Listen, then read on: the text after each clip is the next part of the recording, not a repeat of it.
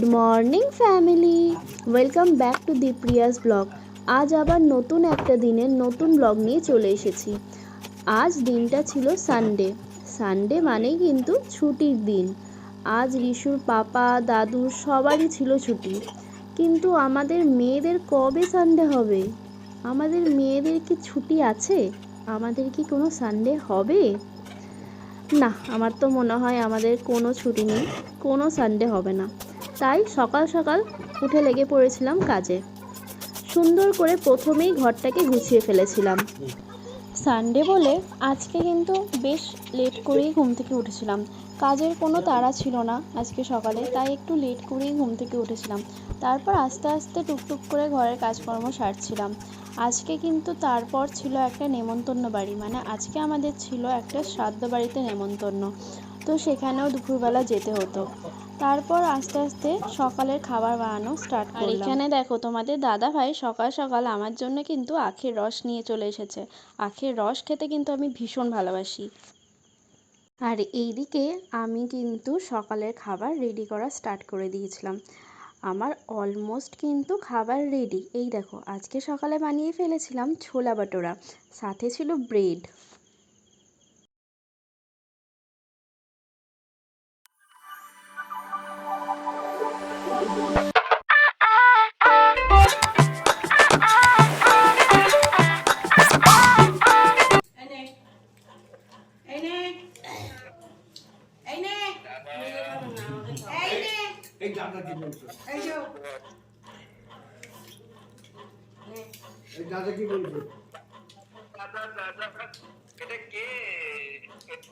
আমি কিন্তু চলে যাবো, তাহলে তাড়াতাড়ি খা।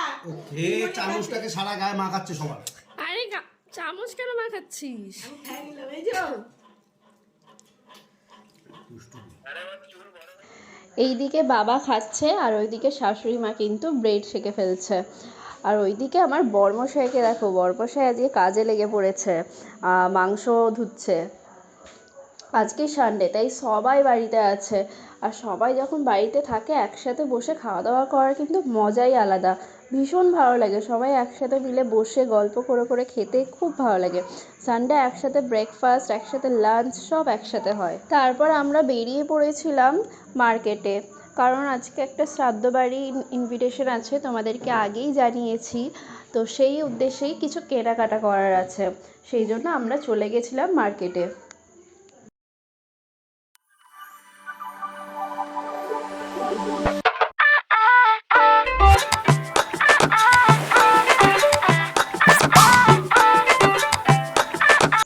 তারপর আমাদের কেনাকাটা কমপ্লিট করে আমরা বাড়ি ফিরে এসেছিলাম।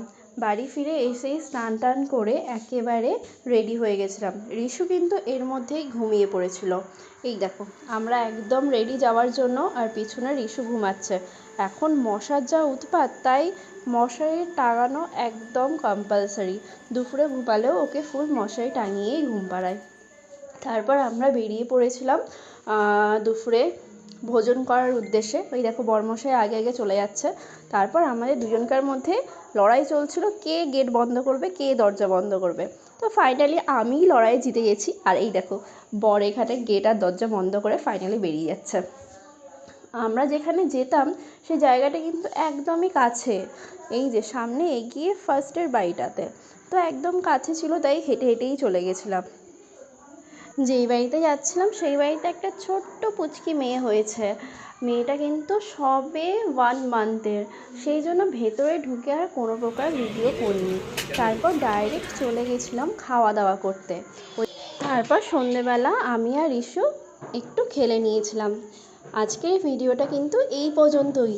যদি তোমাদের কিছু ভালো লেগে থাকে তাহলে অবশ্যই কিন্তু লাইক করো, আর অবশ্যই আমার চ্যানেলটাকে সাবস্ক্রাইব করে নিও। টাটা বন্ধুরা, আবার দেখা হচ্ছে কালকে।